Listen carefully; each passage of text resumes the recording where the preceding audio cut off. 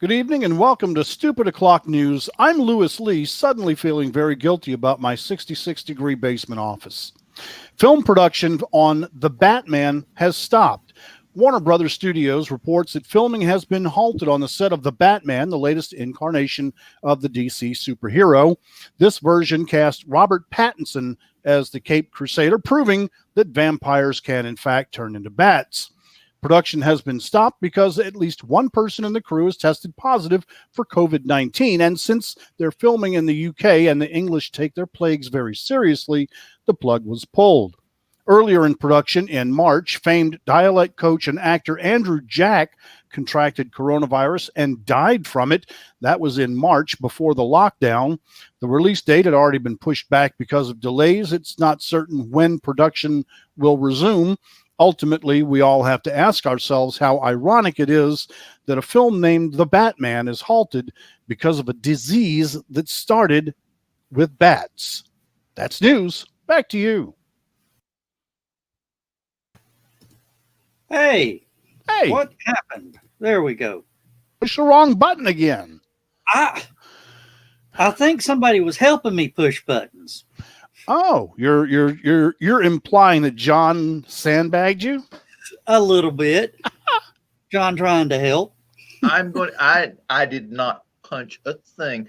And speaking of which, haven't you given administrative rights to at least 2 other people recently? I'm working on it. Yeah. It's going to be probably 5 people with admin rights by the end of next week. When does it stop becoming what do you call it? Never mind. Too many I had ships. something very witty to say and just lost my train of thought. Too many chiefs and not enough Indians? Mm-mm. Too many irons in the fire? No. Well, We're I on was the trying to early. think of a particular word where you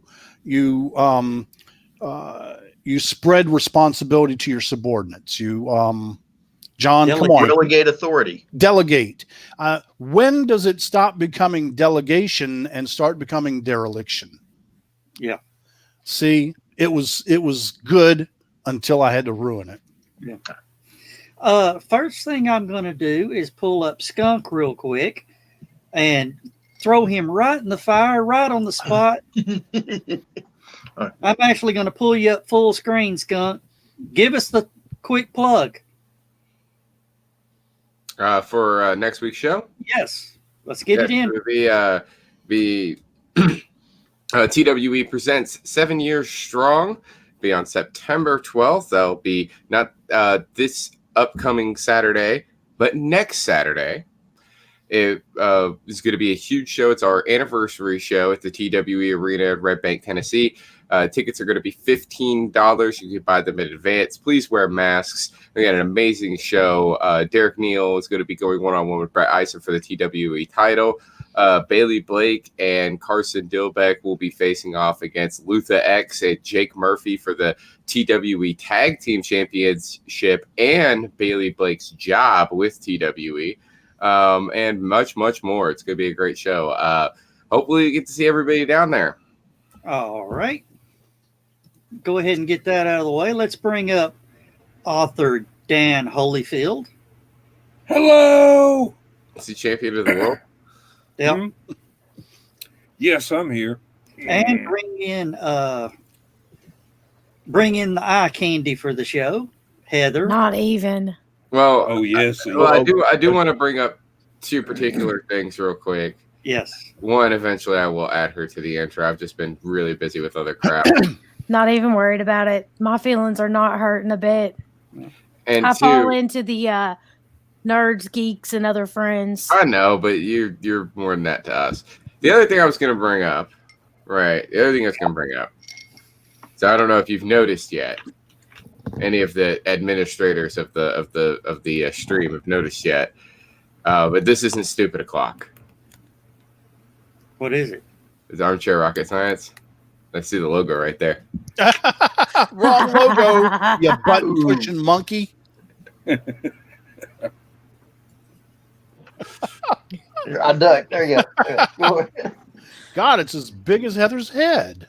Oh, wait, Yeah. wait. If we're gonna blame him, let's put him right there so everybody can point. Center square. Yeah. Yeah, we need three more people real quick. I hope everybody appreciated the way that I did that because I loved it. I was going for a bit of a I was going for a Spicoli vibe there. This is U.S. history. Did you ever do the smaller clock that you could see through better? Or Here's my lost it. Pretty much. here is my $1 billion question for you, Joe Doc. You obviously can do transparency. You had a transparent logo up there. I know. I lost it. So I'm wondering, right? Here's the thing I'm wondering. Yeah. Does it have to be a GIF or can it be because that's transparency? Can it be a PNG? I guess. I don't see why not. We can put our ugly mugs up here. We can put anything. Yeah, I up here. guess that how that one. Yeah, that's a transparency. Yeah. I don't see why send me just the clock. Send me just the wouldn't clock. work. Send me just the clock. All That's right. all you have to send me. You send me just the clock, I'll send you something back. I'll send you something nice. Well, the problem is I've also lost your rooster too. What? I've lost your rooster. Really? Is it still on here? It's gone. It's gone? Okay. I had something crazy happen with StreamYard, and Oh. I've had to reload some stuff. Actually, horse. Yeah, the rooster's gone. It looks like it. Oh, hey, wait a minute. It looks like it may have got haloconned over. Did you have both those halocon things up there before? No, the rooster was down there in the gifts where. Yeah. Video clips and stuff. Yeah. With the 2 halocon video clips. Yeah. It was down there Okay.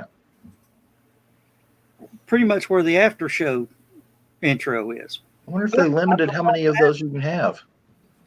But we'll get it straightened out. Of course, Skunk, you got to forgive us. We did do 2 Armchair Rocket Science feeds today. I don't think there was anything really to forgive. It was an accident. It's not a big deal. We're trying. You're making a bigger deal about me teasing you that didn't you? He was making a joke that there's so many admins and not a single one of them thought, hey, one of you guys out of the how many of you can change it. I would have if I had started this. Well, you should fix it. Now, don't y'all have another Armchair Rocket Scientist later tonight? No. It got postponed. I know, right? No. I don't want to stay up until 3 o'clock in the morning, 5 o'clock in the morning, waiting on ULA to scrub because they can't get it together. I had those watermelon brine pieces Yeah. soaking in brine last night, and I had to get up and drain them at 3 in the morning. So I did not wake up to watch rocket launches as a very happy camper this morning. Heather wasn't happy because she couldn't get to the sink to make her coffee. Nope. I was not happy. And then I finally made my coffee. I didn't have enough creamer, which ended up working because I didn't have enough coffee. So I got 24 ounces of coffee instead of 30 today. I have coffee strategically placed throughout the house just in case. I make cold brew. And I ran out. I'm not kidding. I'm in my bedroom right now. He really does have it placed. We've got 2 tubs in the pantry and then 1 in the second bedroom. Because Walmart doesn't Talk carry about our a coffee. security blanket. Walmart doesn't carry our coffee. We have to go to Publix or the Walmart over in Brentwood. How is their coffee? Very good. It's just basic Colombian Supremo. But What is it, Kirkland? That's what, Costco? Yeah. Okay. We have a Keurig downstairs, and we usually use the Kirkland breakfast blend because it's the cheapest and it's breakfast blend. Can't argue with it too much. But I have, I just happen to have both my coffee makers that I take to conventions in my room right now because, well, I'm not at a convention. And And actually, if you should be at a convention right now, shouldn't you? Pretty much. It would be nice. But it's not worth the risk of spreading it to somebody else. Oh, no. Be just my luck. Patterson shows up to do a Batman promo and gives us all COVID-19. And Lewis, that line, I actually busted out laughing. I saw that. For those of you who don't know, if you have admin rights, you can see everybody while all that's going on. And when he mentioned the part about proof that a vampire does turn into bat, Joe was over there just. I mean, that was beautiful, beautiful, right? Dan, you need to bring Lewis into a Philly on just letting him write stories. Well, all he got to do is have some spare time and write something and send it in. I do have a little bit of pull, you know. I did used to write short stories. I worked for a weekly newspaper that had a short story section, and we would accept contributions from our readership. And whenever we didn't have a suitable one from the readership, I would just knock something out. Usually, just about 400, 500 words. Yeah, well, we have a flash fiction section that is 1,000 words, and that's really good for educating writers because you learn what you absolutely have to make the story work. Yeah, you learn structure, you learn pacing, learn editing, expedient character development. Yeah, I'm not really good at it because I like to put in too much set description. Mm-hmm. And I was wondering, I expected you to lead tonight with the guy in the jetpack out in California story. When John posted that yesterday, I almost said that would be a good one. But when I saw that the Batman had been halted, I'm like, okay, number one, I had already had this joke in my head about Pattinson going from a vampire to a bat. And then, this is a disease that started in bats, for crying out loud. It was just too juicy to stop. It wrote itself. It almost did, but I did write that. There are a lot of times. I'm not doing so much completely fake news anymore. The last couple of weeks, I've been taking real stories and just trying to put a funny twist at the end, and sometimes in the middle. But when I was doing the completely fake stuff, sometimes I would go to the Onion and not totally rip them off, but paraphrase them and, to me, make it funnier. Just enough to where it's not plagiarism. Yeah. You file the serial numbers off, you change a few names. Yeah. See, that was the thing is that's what I should have been doing whenever I would do the news in your absence. I told you, I'll do the news. What I would do is instead of going to the Onion, I'd go to the Hard Times, and I kept forgetting that the Hard Times is a satirical news website that's punk rock themed. So the articles have a lot of language that isn't suitable for Stupid O'Clock. So as I'm sitting there reading it out, I'm mentally censoring the article. Yeah. Having to okay, I got to replace that word, got to replace that sentence. I can't even say that. Yeah. You see, I always rewrite everything because, and I've always taught this in my broadcast classes and stuff. You can write a really good news story for your eyes, but it doesn't sound right when you read it, because you'll do a quote and then you'll say, said John likes of whatever. The structure of the sentences is completely different. You can write for the ear for radio. And so that's what I used to teach, was writing for the ear. And so what I would have them do is I would say, okay, here's two versions of the same story in print. Read them both completely by yourself. Now, throw them away, sit down with a piece of paper, and write the story as you're going to tell it to me. You know, you'll have the stories there if you need certain facts, certain statistics, but just write the story down just the way you would if you were telling me at the water cooler. And that's what I try to do. Is I always try to rewrite it in such a way that it's just like telling a story. That got boring fast. Sorry. No, I was interested. Actually, I know what you're doing because I have to do it for my stupid. Yeah, from an Reports editorial from standpoint, that's wonderful. Mm-hmm. and I owe Skunk a big thank you now. A super thank you. Good night, everybody. You found it? Skunk had it. Send it to me. I was moving because I figured that the thing was going to go up, and I was just like, let me get out of the way. Has to send me the little Don't clock. hit me! I guess I have the stupid clock logo around here somewhere. I think Joe sent me that stuff a long time ago. I just don't know what all he sent me in that packet. Let me see here. I just figured he'd send me the logo itself, and I wouldn't have to go hunting for it. All right. Yeah, I just had to find it. Well, I would. No. The only thing Joe sent me was the stuff for. Oh, God. He sent me this stuff back in February. That was before we were monetized. You can't show that now. Technically, couldn't show it then either. I was going to say, he hadn't even made his first broadcast at that point.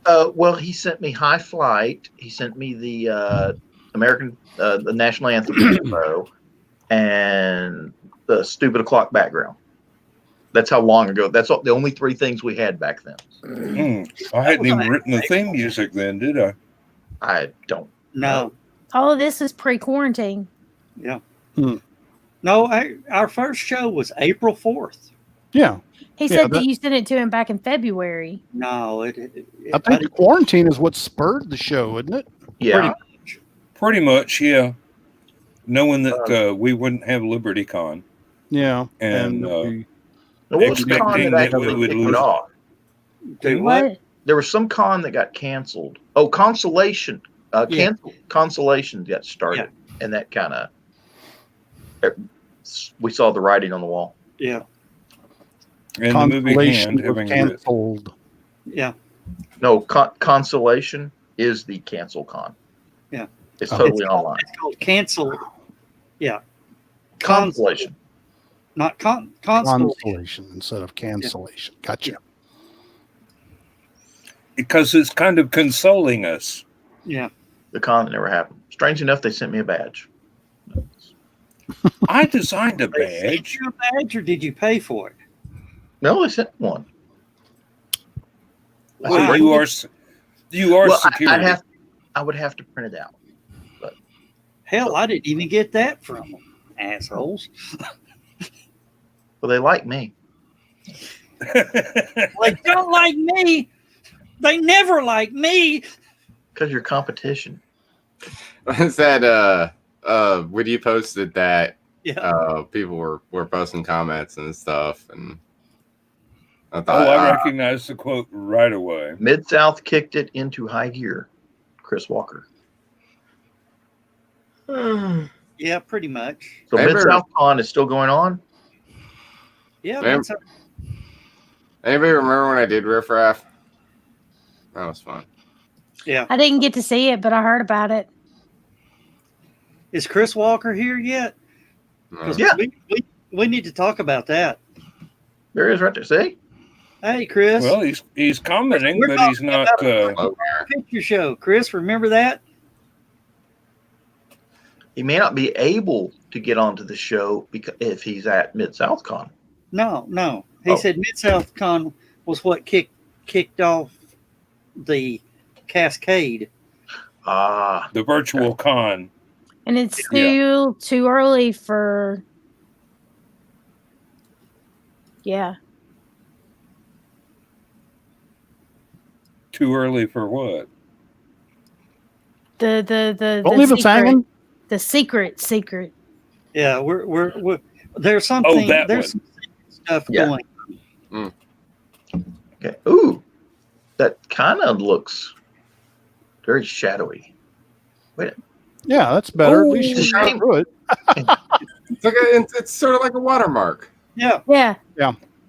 No, it doesn't obstruct anybody's view.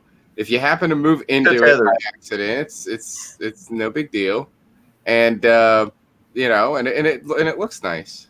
It lets everybody know what's going on. thank you, Skunk.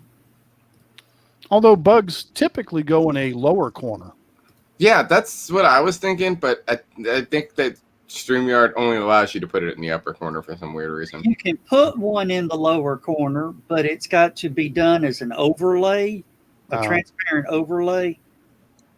When he runs his banners, it'll Move everything around. cancel it all out. Yeah.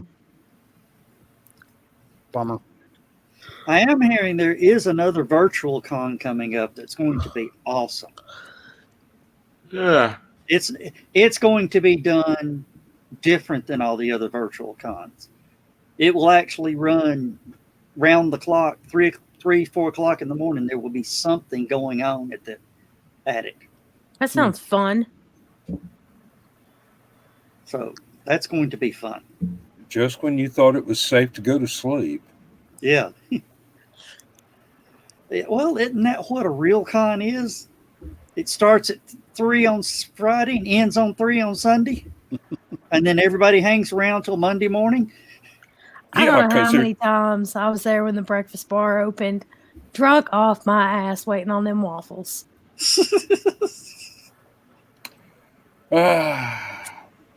Welcome to the Eternal Dead Dog Party.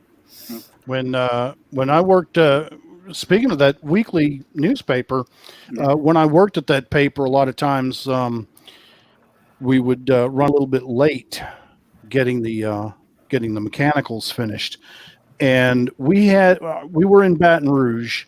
The Baton Rouge paper would not print for us, so we had to go to Alexandria, Louisiana, about 60, 70 miles away, to have our paper printed.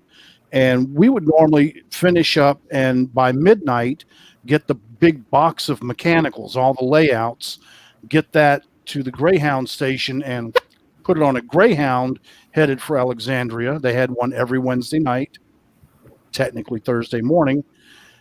But if we missed that Greyhound, somebody had to drive the mechanicals to Alexandria. And when we did, we would always go in pairs so that we would keep each other awake. And we'd have breakfast at the Waffle House next to the Daily Town Talk, the newspaper that we were using. And that was kind of a thing because we missed the bus a lot. Accidentally on purpose. Yeah, well, we were getting paid overtime on the drive too, so Yeah, overtime does have a way of doing that. it's a great motivator. I'll tell you, I never mind working overtime at work. It was those first 40 hours it gave me. Yeah. When you're getting paid time and a half, you somehow find the energy. Yeah. Yeah, I What are you understand. doing? Working overtime. What are you doing? Of course, it got to the point to where the boss quit asking me if I wanted to work overtime because, I would laugh in his face and walk away. Mm. And everybody knew when I came walking out of the boss's office laughing my ass off to scatter. Because he was going to find somebody else. Yeah. Oh, And usually he would check, he would hit me standing at the time clock. Sometimes that's where he would hit me. Because he just knew that, well, he can't back down in front of everybody. No, I'll laugh. no, he can. Of course, last few years, I really despised my place of employment. Oh. You've probably been there, Lewis. I don't know if I've ever despised the place, but I was really sick of the work. Well, I didn't mind the work, I didn't mind the people I worked with. Yeah. I couldn't stand the management. Yeah. That's my son's they- issue. My son never met a boss he liked. They do get to He be is learning, changed every 2 or 3 years at the place where I work. So you've always got a new team coming in, and they want to change everything, and we just stand back and go, look, just let us do the job. You stand back and take credit. That's all you got to do. Don't interfere. We know what we're doing. Yeah, you hate training new bosses, right? Mm-hmm. Oh, Lord. Oh, I had one that was upset because I was calling them temporary help. I mean, that's I mean, where that might upset him. 3 to 5 years and they were gone. I had a lieutenant used to get mad at me because I would say, "Excuse me, sir, can I see your compass for a moment?" Hand it to me. I hand it to the nearest Spec 4.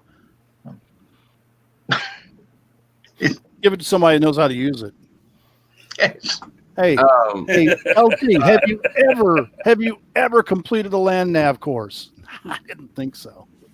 So I was just gonna say, like, Without air search.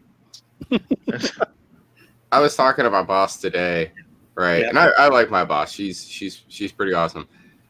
She shares way too much sometimes.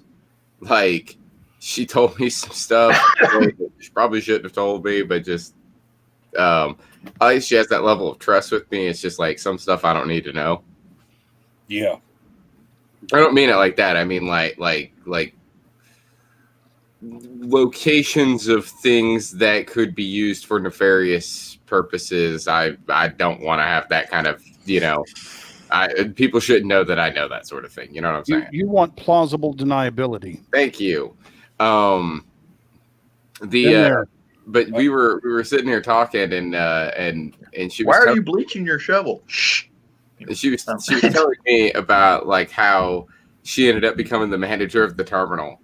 And it was basically just one bit of incompetence after another where people just kept getting fired. And one day they just walked in and they were just all like, "You're the boss." And she's been like that for like 3 years because people just kept getting fired for different reasons. And the last guy who got fired, he got fired because it turned out that he was doing things with a person on the clock he shouldn't have been doing, and he would have gotten away with it too if it hadn't have been for the girl's meddling kids. Yeah. Those damn meddling kids, yeah. No, it's her meddling husband who showed up on the property all upset, and they had to run him off, and the cops got called and everything else, and the corporate office was just like, "Yeah, we don't need you anymore." And then she walked in the next day. She didn't know what was going on. My boss walks in the next day, and they're just all like, "Hey, you're in charge now." Congratulations, you just got promoted. Pretty much, yeah. Yeah, and that's the kind of situation where you start looking around where the guillotine is so that you know where to run from. Well, that's the thing. She's been doing that job for, like I said, she's been working for the company for 3 years. She's been terminal manager for almost the entire time, and she does a pretty good job down there. You know, she keeps all of the gears well oiled.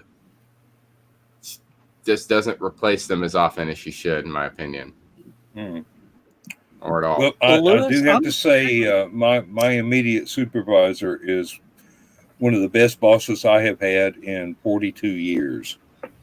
He tells me what he wants done. He goes back to his office and trusts me to get it done.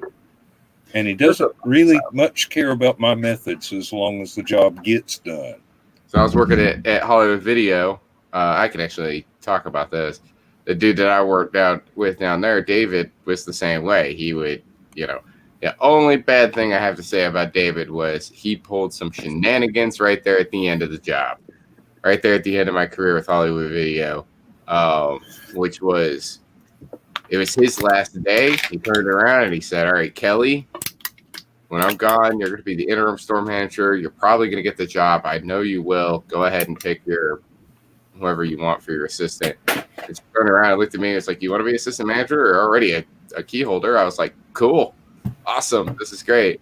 The next day I came in, I opened the store. She came in to do the closing shift around noon. we were hanging out. The phone rang, and of course I answer it. And I remember, I did that job for so long. I know how to answer the phone at Hollywood Video. He's like, "Thank you for calling Hollywood Video, where you could get Play Choice for only 25 cents to help protect the discs and movies that you rent.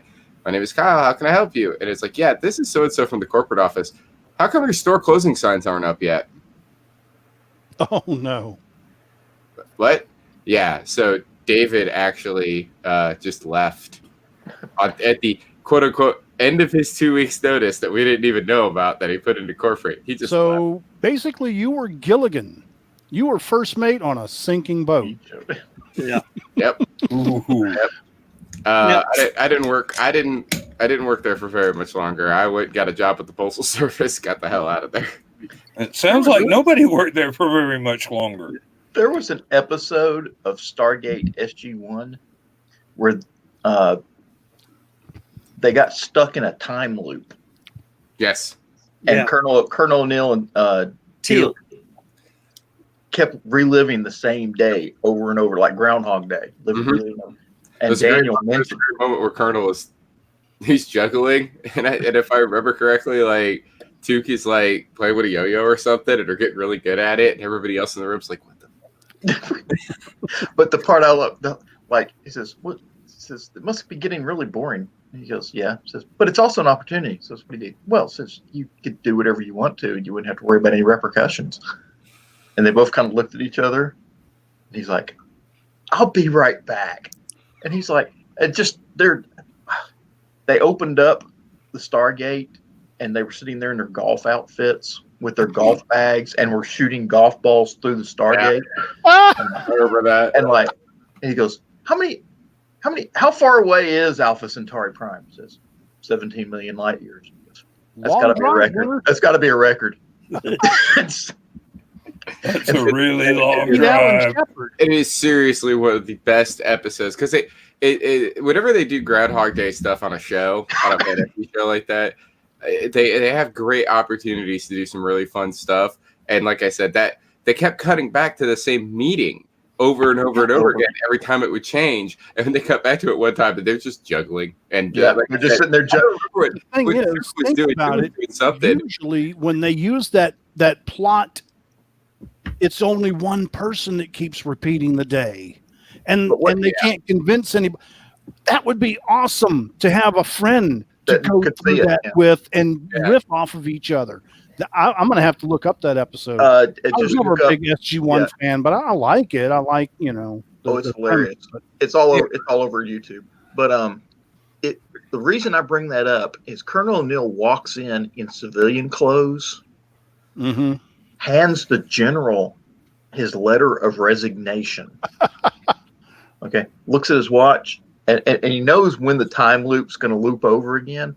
So he looks at his watch, and exactly 10 seconds before the time loop goes over, he turns over, grabs Carter, swings her over, gives her this big, sloppy, wet kiss. And the general's sitting here, "What are you doing?" And about then the time loop kicked over, and they're sitting in the meeting, and he's just sitting there staring at Carter, and she looks at him and goes, "What?"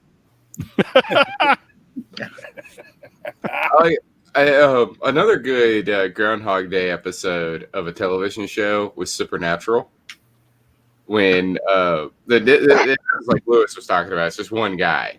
It's just one person. It's Sam, and his whole entire thing is that every day Dean dies, and as soon as Dean dies, he wakes back up in the hotel room, and he can't. And he explains it to him just like we would. It's Groundhog Day, dude. I'm reliving the same day over and over and over again. At the end of it, you die. And Dean's like, "Do I die? Oh, cool. No, at one point you got hit by a car and crapped your pants."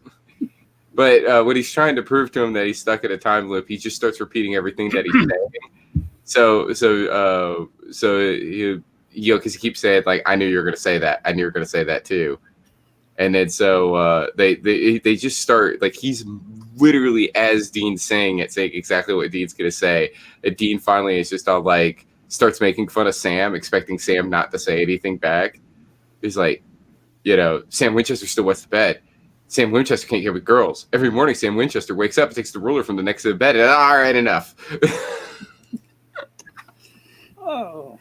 Well, that just saved me from admitting something that I was very let's just say one of your bosses, Lewis, Mhm.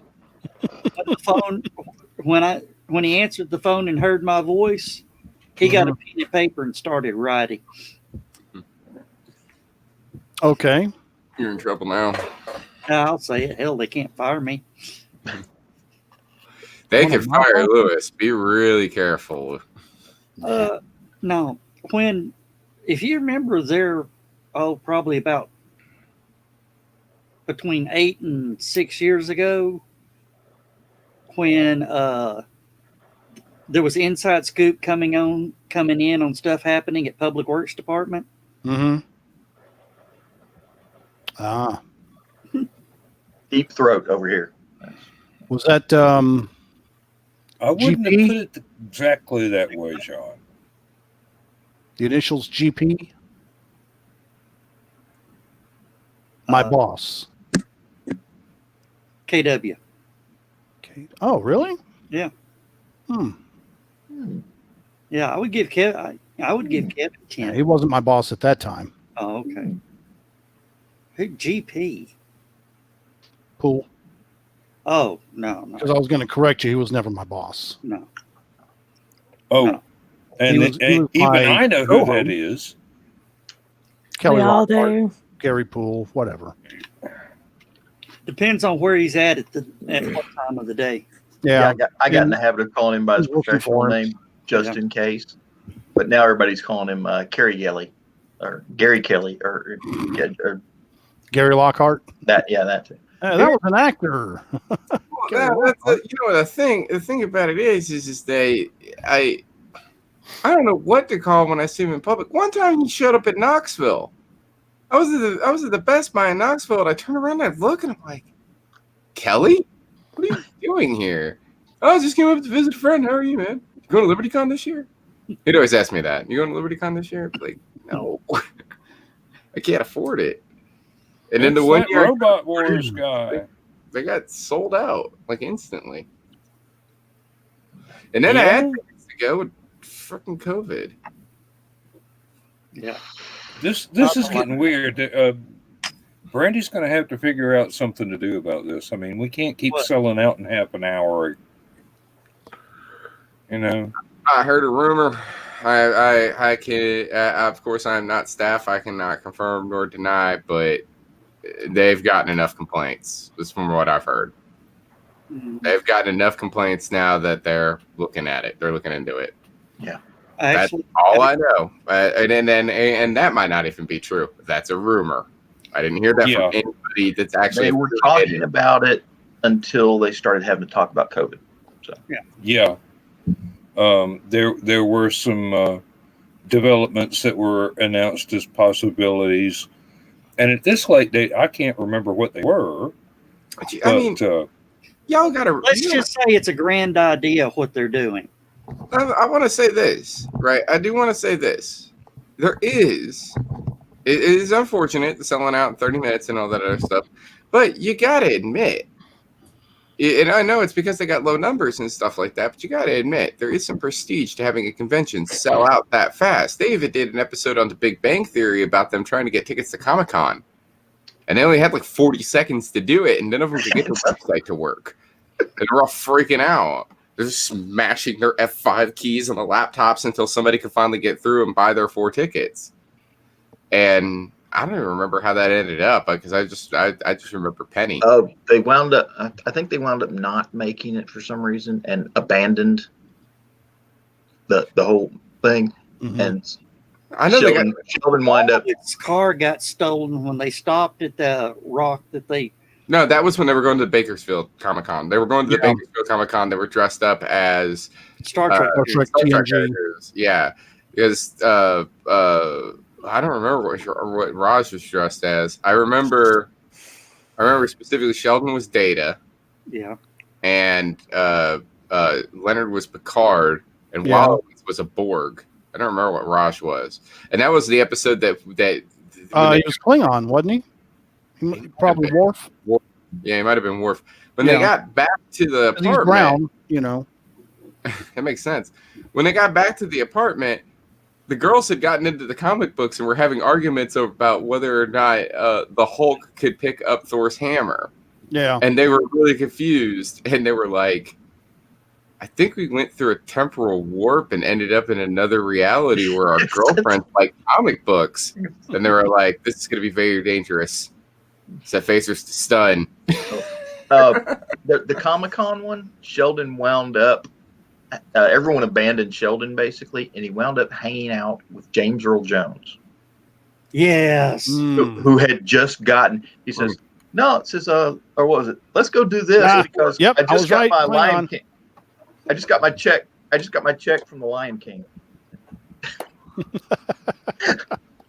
That part is great because he's like, oh, Mr. Earl Jones, I'm a huge Star Wars fan. You don't say. He goes, me too.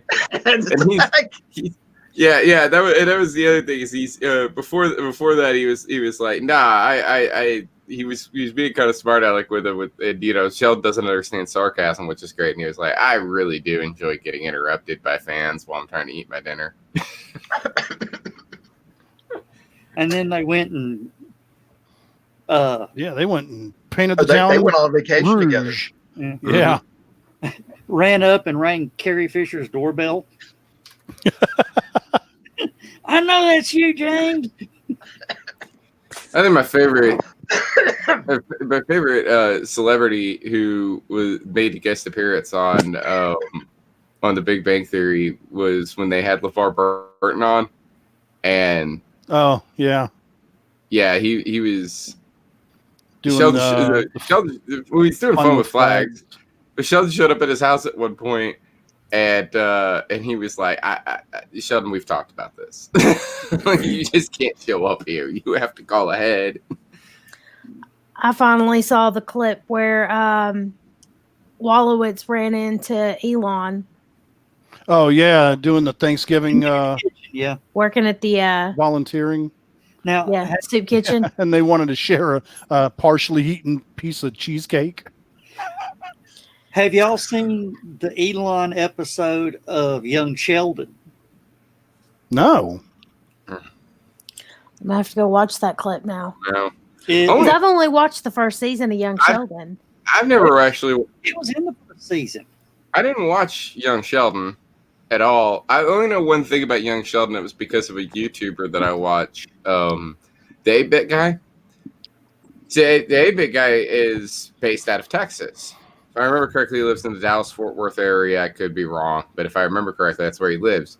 So he knew some people that were in that local area who were computer enthusiasts.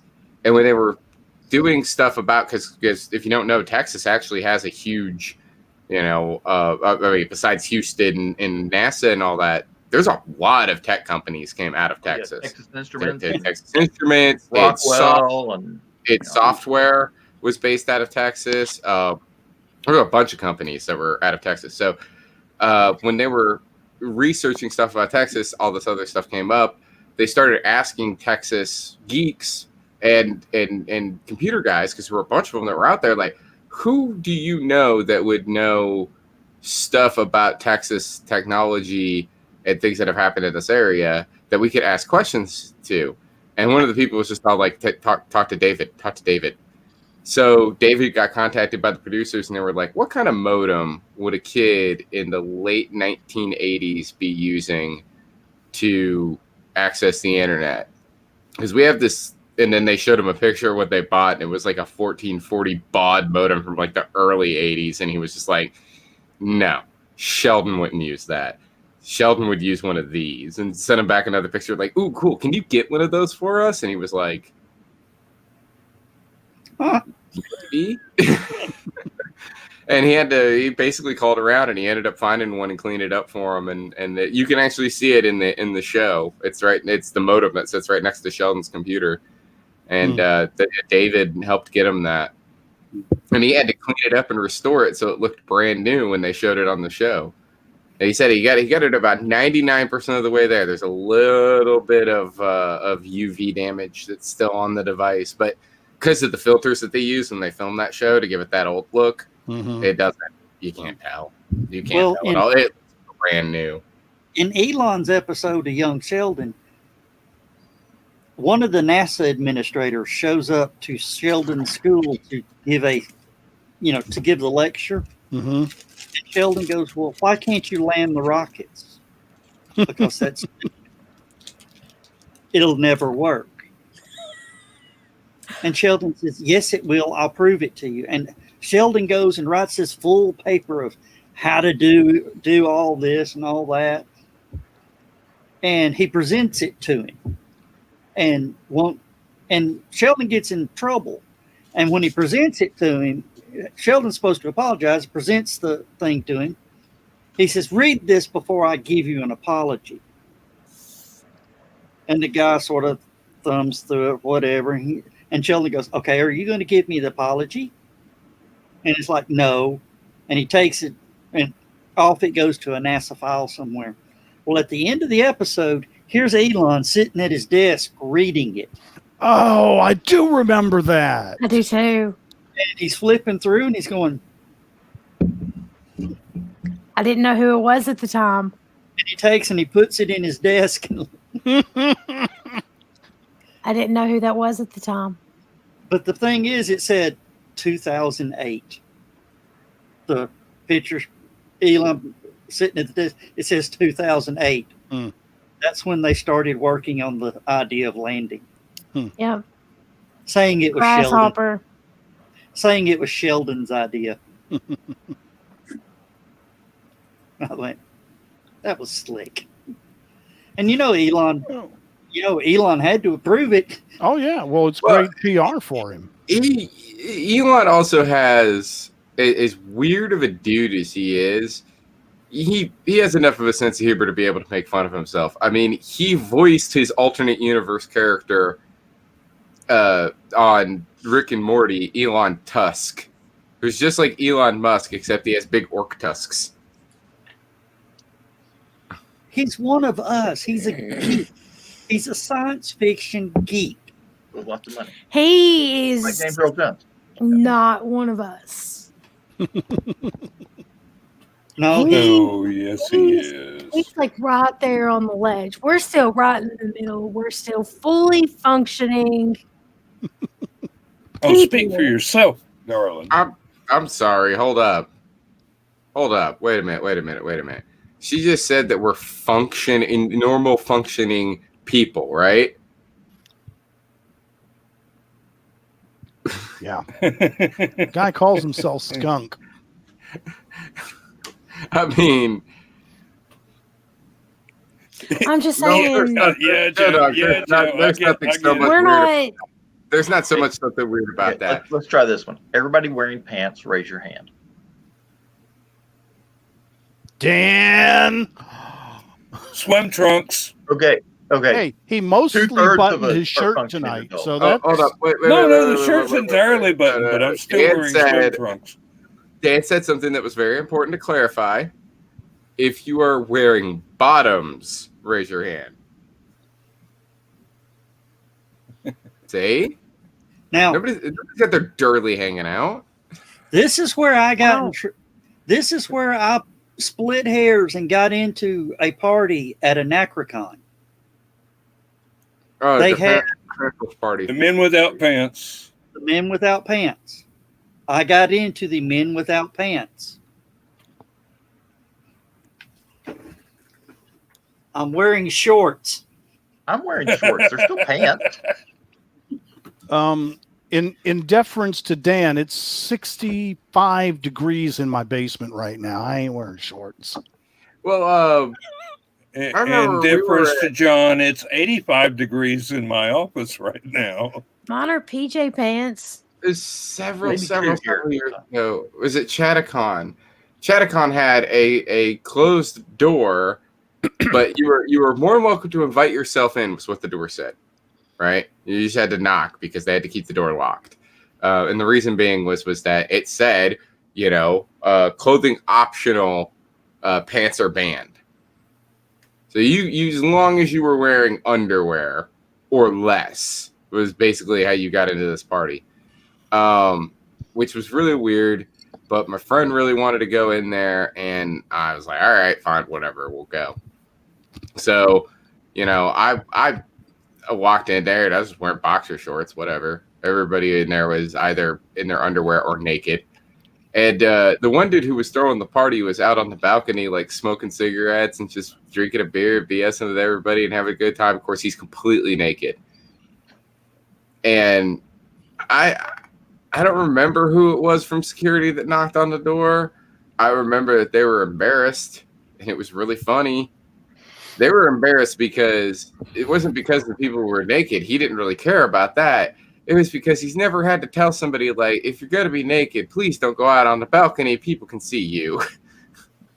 Which was to the guy who was running the party. Like, that's all he had to say. I think it was Goomba. Like, just Goomba just being like, that kind of sounds like a Goomba. Yeah. I don't care that you're naked. I don't really care, but you can't go out on the balcony. And the guy was like, oh, I'm sorry. He's standing there. Goomba's standing in the hallway talking to him. He's got the door wide open. Everybody can see everything. Anybody that walks past is like, what the fuck? As long as he stays in his room, We got out of there by the time that they started turning into an orgy. Like, me and my friends were like, okay, nope, it's time to go. There's like 5 people on the bed making out right now. We're leaving. Lewis, not all cons are like that, okay? No. Oh, damn. Just 9 out of 10.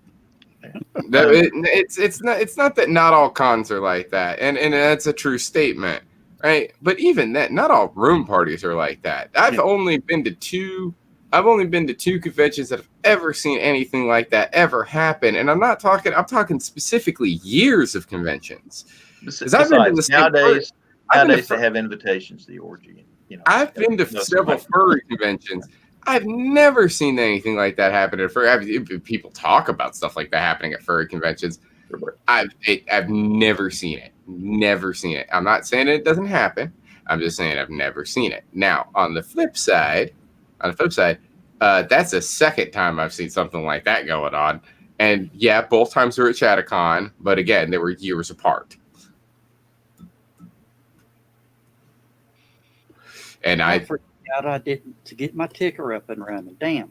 I will say this: if anything like that is happening at HowlCon, I don't know about it, and if I did, I wouldn't care. I don't have your fun, just as long as, again, you are following the rules. Don't walk out onto. They don't have balconies at HowlCon, but don't walk out of your room but naked. If you're gonna walk out of the room, put your pants on. I finished some amorous activities and made sure to put my clothes on before I left. I mean, it was a pair of pants and one sock, but by God, I made sure I had them on. Yeah. And you wondered what happened to the other sock. Was HowlCon the one where there was a guy dressed up as Adam? Or was that Liberty? Oh, with the fig leaf and everything? I think I heard about that, but I wasn't there. No, y'all know Kneebiter. Yeah. Yeah. I had to tell Kneebiter to change his costume. Well, yeah. Everybody should tell Kneebiter to change his costume. His costumes are terrifying. They're not terrifying in a real sense. The pumpkin. Did you see that one, Skunk? Good, I caught it. Afraid to ask. Good, he caught it in time. When I was working for Dutch, there was an incident, and I told Dutch straight up because he was tearing everybody in security for that one, that particular incident, where a particularly curvaceous individual got really hard into the liquor and decided that in celebration of, I believe, if I remember correctly, it was the Georgia Bulldogs winning a football game, to proceed to run up and down the halls bare naked, cheering and screaming and slamming on doors and just being a goof. Do I know this person? Yeah, you've met her. Everybody has, except Lewis. Yeah. And possibly Dan. I was about to say, I think I know who this is. And so Dutch was yelling at everybody, and I was like, Hey, I had nothing to do with that, and if I had seen it, I would have said something like, Or I at wasn't least taking there. pictures. And the two people who were there, who were on duty for this whole entire thing, and I'm not going to name names, but he was going after them even harder than everybody else because it was like, you two were just standing there staring at it. And then one guy, we all know who this is. I don't have to say any names, but I'm pretty sure you could figure out who I'm talking about when I say that.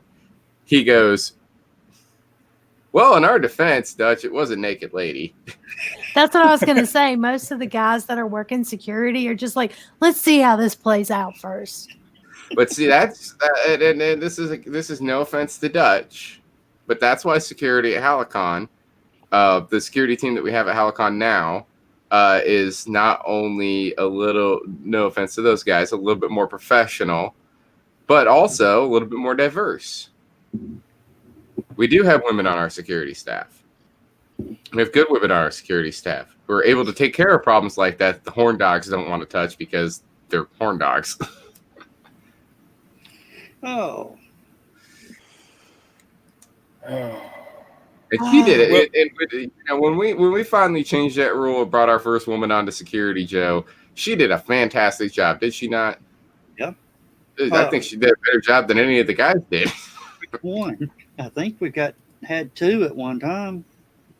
I was talking about the first one, Susan. Yeah, Susan. Yeah.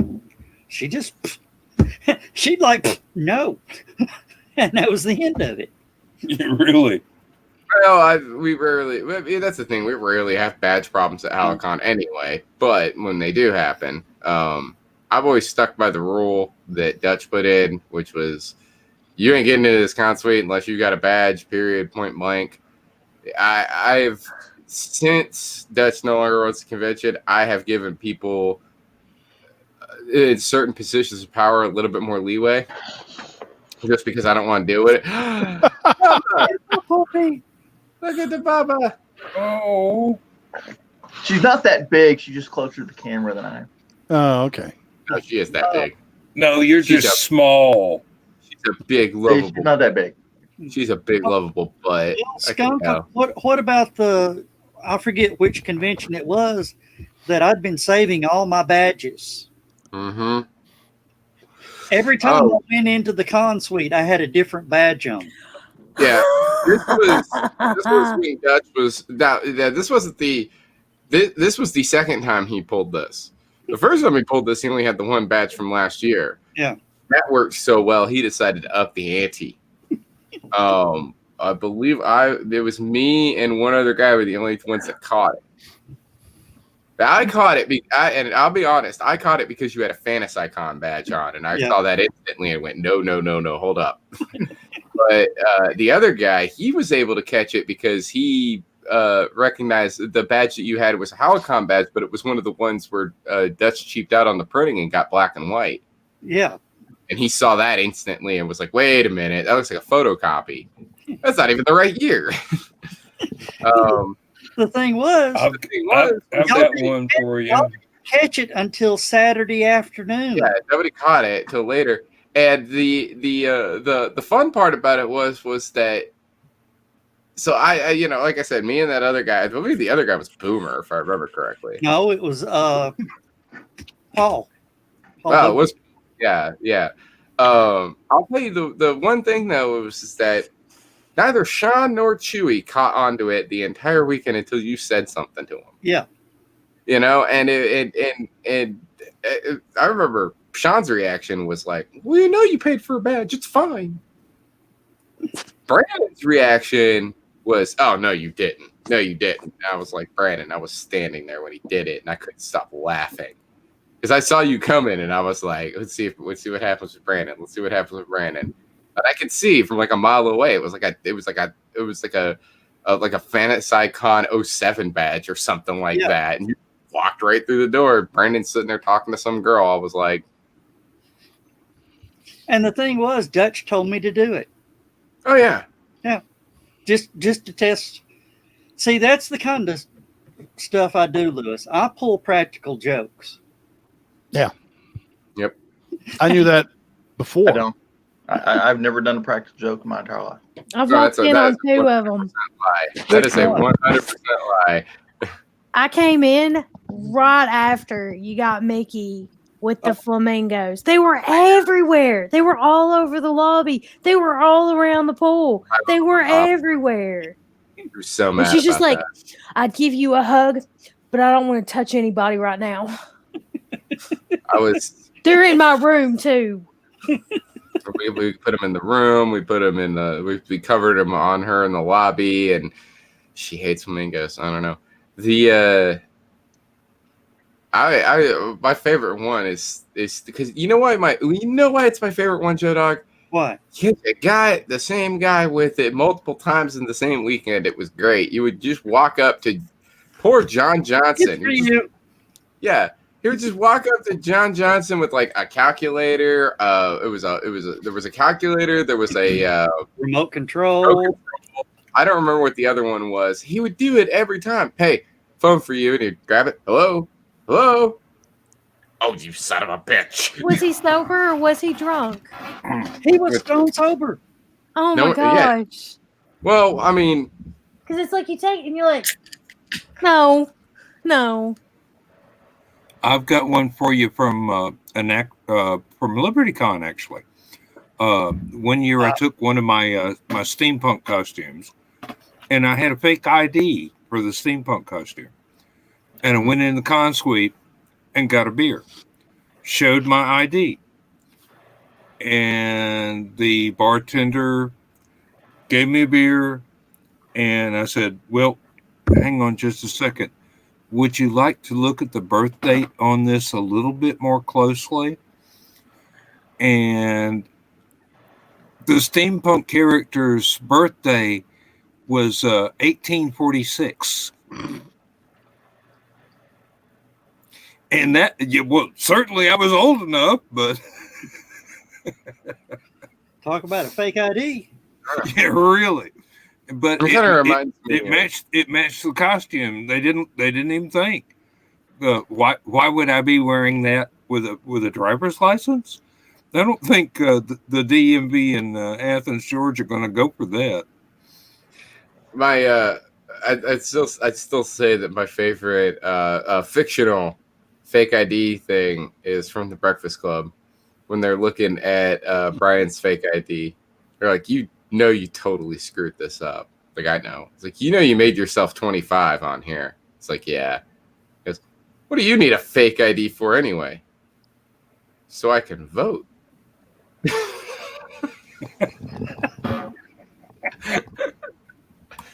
On that note, I shall return. John, I call so much BS on you saying you don't play practical jokes. You were in the Army. Y'all invented practical jokes. I've heard so many stories. Not from John, but from other vets. Those are improvised training events. In the barracks? I think Lewis is probably as bad at practical jokes as I am. Well, I would say so. My grandfather served in the Navy. It gets very boring at sea for 6 months at a time. He was actually stationed. This, of course, was not during World War II or anything, but he was stationed at Pearl Harbor at one point. And when he got out, he became a firefighter.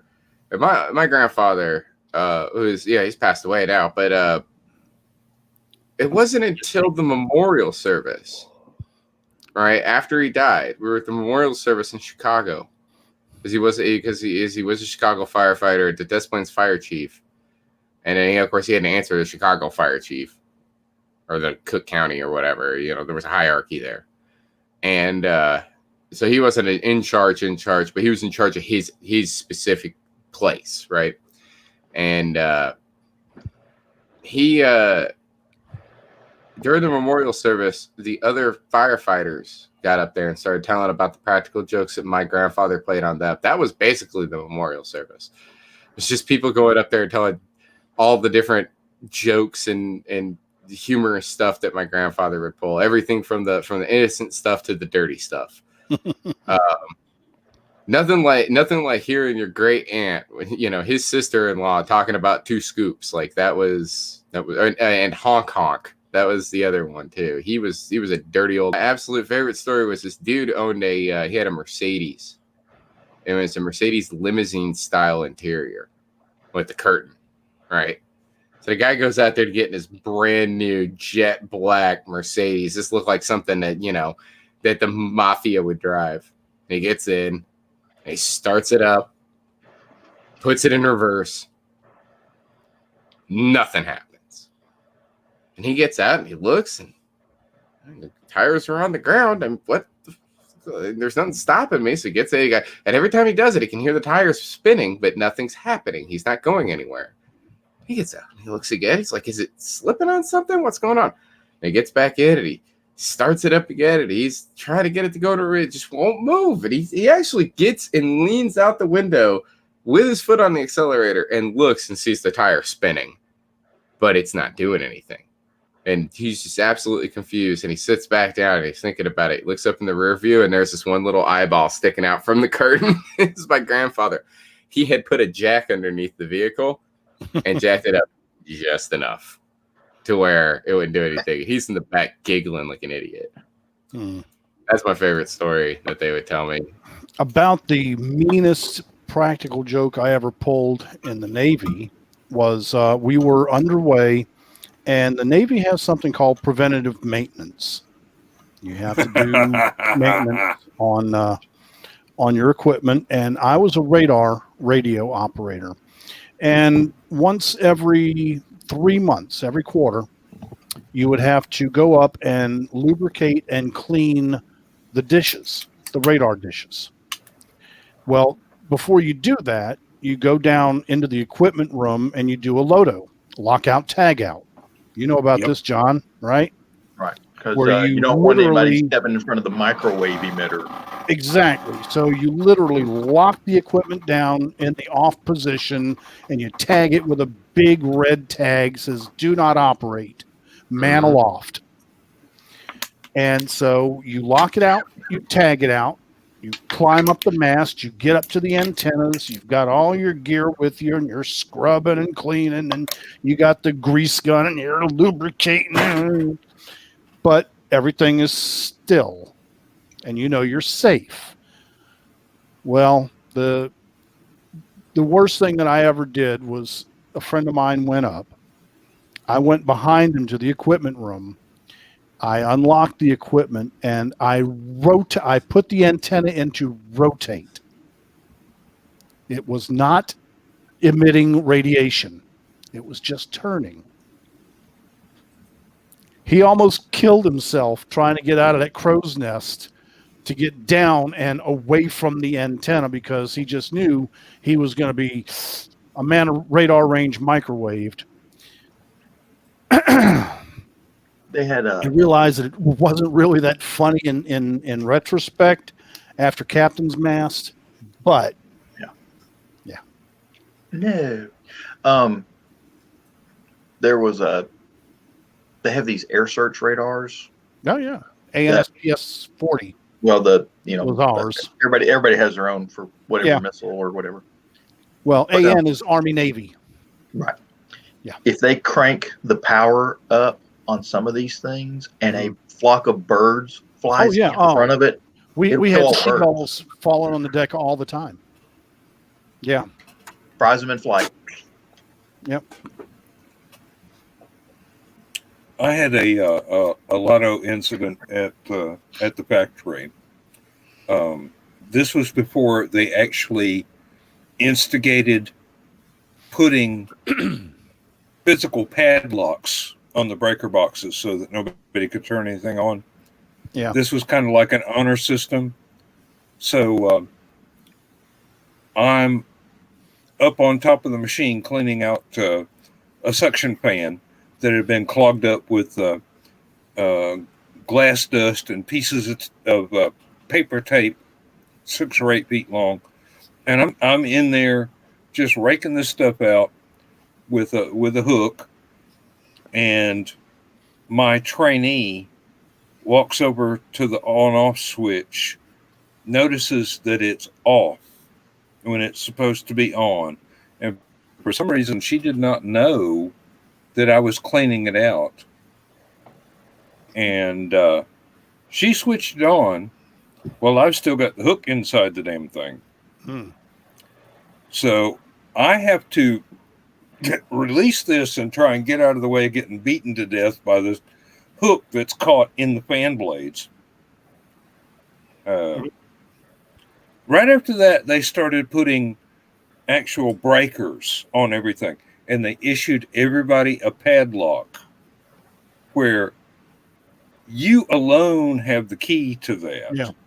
Nobody else can unlock it and switch it back on. Yeah, Us in our that. great wisdom, military locks were all key to like locks. So So anybody could come up and unlock it. yeah. If you set them up that way. Yeah. With ours in the factory, if you have two people in the building that have a key that will fit the same lock, it's totally accidental. Everybody's got supposedly individual lock. At one time, I had 5 different locks because in order to service my machine, I had to go to 5 different breaker boxes and lock them all out. And some of them were 300 yards away from the machine. I was working in one facility. They had one lock that you put on there, and it had little spots on it to where however many people were in the machine, they put their own personal lock in it. So you couldn't get the big one off to unlock it until all the other ones were off of it. yeah. Yep, that's the way we have it set up now. And only the supervisors have the key to that main lock, but everybody else has the box that covers it up locked out.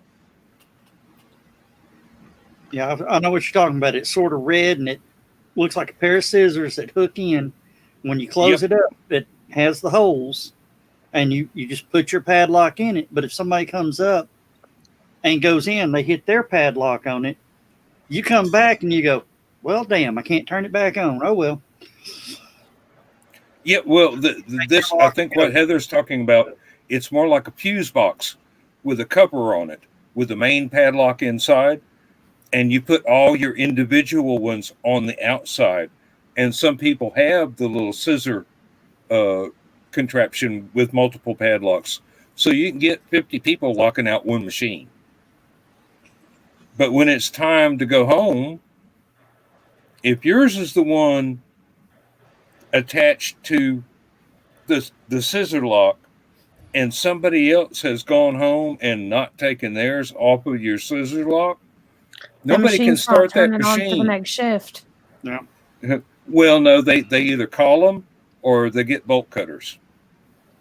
See, where I was at, if they went home and that machine was still locked out, tagged out with that person, it wasn't running on second or third shift. And then or the person that forgot their lock when they went home gets written up. They've called them to find out if it was a good reason, and if it was a good reason, they left it and let the second shift maintenance team work on it too. And then in the morning it would get unlocked, or they would have to come back and unlock it. Yep. Okay, quick question. No. Are you sure? Yeah, 42 then. I want to hear it. Okay.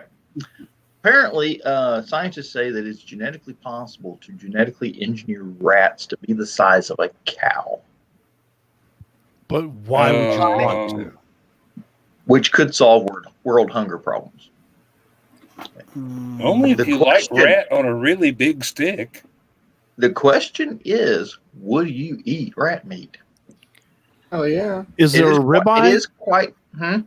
Is there a ribeye? Because I mean, a rat eye, but yeah. If it's a ribeye and it tastes the same as a cow's ribeye, okay.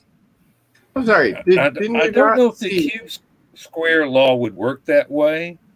I could see him getting as large as like a wolf, but a cow seems to be. I don't know. Hey. Well, I saw that article. I didn't read it. There are chickens that get 6 feet tall and can run almost 50 miles an hour. That's an ostrich, Joe, and that's why the zoo won't let you back in. Okay. That's And the why only you're reason- banned from the zoo. The only reason that chicken was running 60 miles an hour is because you were chasing it with a fork And they and a have bottle of taco eggs. sauce. I mean, you could get, an omelet big enough to feed 2 people off 1 egg. Omelet big enough to feed 10 people. That egg's just damn big around. You ain't Well- seen me eat eggs. If I've made an omelet before, I'm pretty sure. If it involves a nail, Joe, I don't want to see it. Well, But the question is, would you eat rat burgers? Not knowingly, but I mean, okay. Well, you Well, might you'll be never eating go them already and not know time it. out, But time out. Think about it though. The problem that we have with rats is we know what they eat. They're bottom feeders. Okay.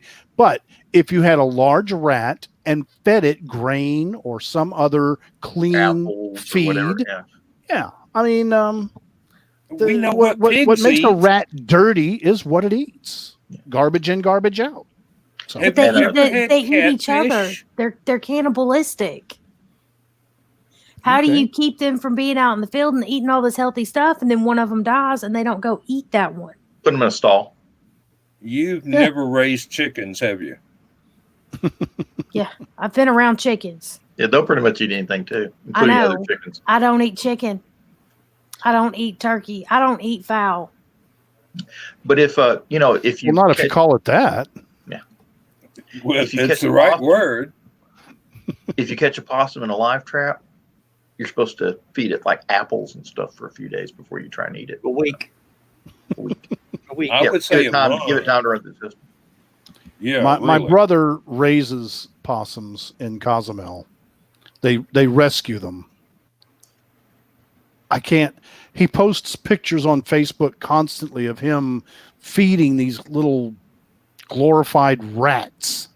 Well, that's Oh, we had Jerry Harvey on here.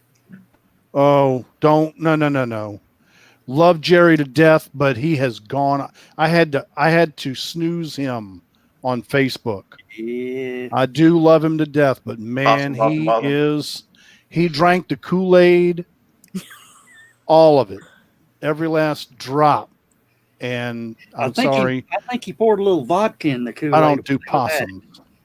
Hey, when I first moved to town, while I was living in Cleveland, I had a house out on Water Level Highway, and it had a basement. This is the first time I had ever had a basement. And there was a little small section of the basement that I guess it used to be for coal because it was a coal-fired furnace up above, but it was cleared out now. But it was cinder block, and it was about 6 feet by 6 feet by. I don't 6 know. I don't We know. lost Skunk Apparently, dropped he hit a himself button. out. Couldn't handle the skunk talk. I mean, I Possum. guess possums are too Possum close chat. to skunks. I don't know. But anyway, I was with the sheriff's department at the time, and I go down there and I hear some scurrying in that little section, and it was a damn possum in my basement.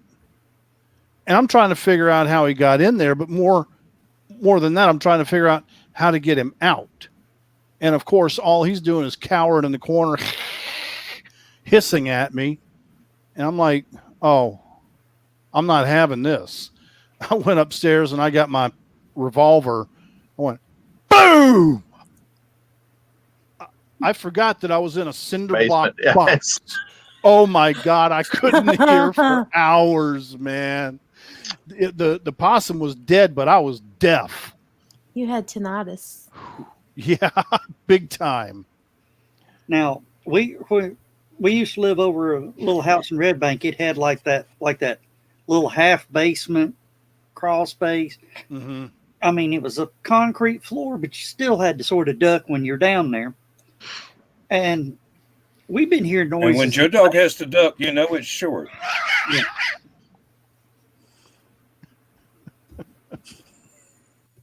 All of a sudden, Dan gets kicked out. Bye, Dan. Say hello to skunk for us. Okay, that's just,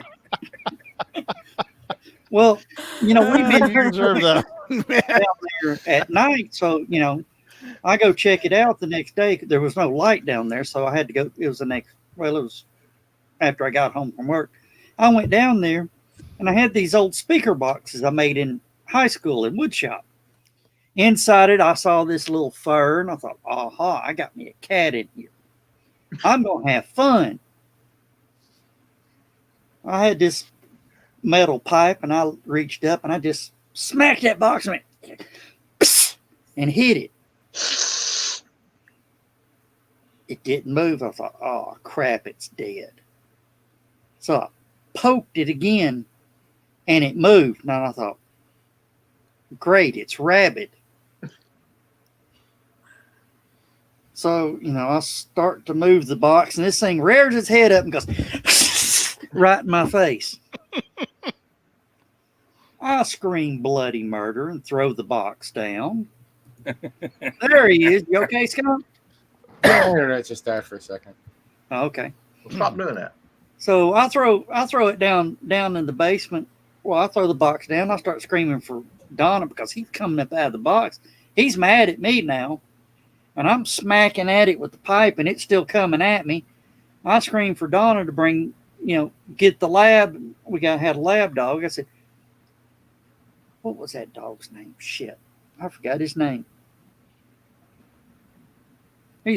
Dog was stupid anyway, stupid lab. So I screamed to her, bring the dog. So she grabs the dog out of the fence, brings him in here, throws the dog in the basement. The dog sees the possum, goes after the possum. The possum nails him right on the tip of the nose. So now I'm trying to fight a dog trying to get out of the basement, and a possum wanting to beat both our asses. And Donna laughing. Because she's the only one with a brain cell. We have the damn things climb a 6-foot chain link fence in order to eat cat food alongside the other cats peacefully. We also have a raccoon that's taller than Skunk that comes up and eats the cat food for the feral cats. And this is a freaking, yeah. I mean, we're talking 5'8". I ain't messing with him. He can have all the cat food he wants. I'll go out and buy more if he's still hungry. But the possums, as long as the cats don't react, the possum goes, hey, okay, you got this buffet here. Mind if we cut in? That's what I was thinking. Sorry, Dan. I mean, we've got like 16 cats outside, and then we've got like 4 or 5 that are feral that aren't ours, but they come up and demand food anyway. At one time we had like 20 cats and 2 dogs, but now we've got 1 dog and about 16 coyotes. Huh? What are you doing? Creating feedstock for the coyotes? No, the coyotes don't come near them. The cats will kill them. And a partridge in a pear tree. He's got cats that kill coyotes, and he has raccoons that are 5'8". Hey, how close to a freaking nuclear waste plant are you? I don't know, but over at the University of Georgia, they do have a recombinant DNA lab. Hey, I've got a Chihuahua that could kill a pit bull. Hey, what? She choked to death on him. Is it the one that you showed us this morning? No. Oh, Dan and Skunk. Remember me talking about my teacup Chihuahua and my coffee cup Chihuahua? Yep. Well, we found out why she's become a coffee cup Chihuahua.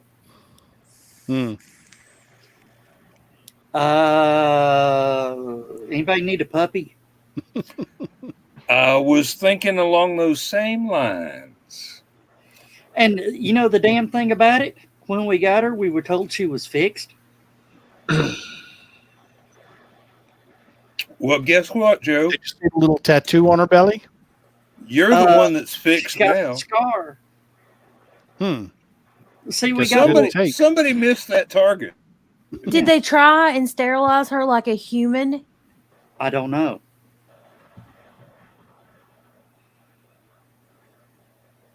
Whatever. Because that's the only failed thing that I can think particular of. operation. She has the scar. She just didn't get the tattoo. I don't know if it was.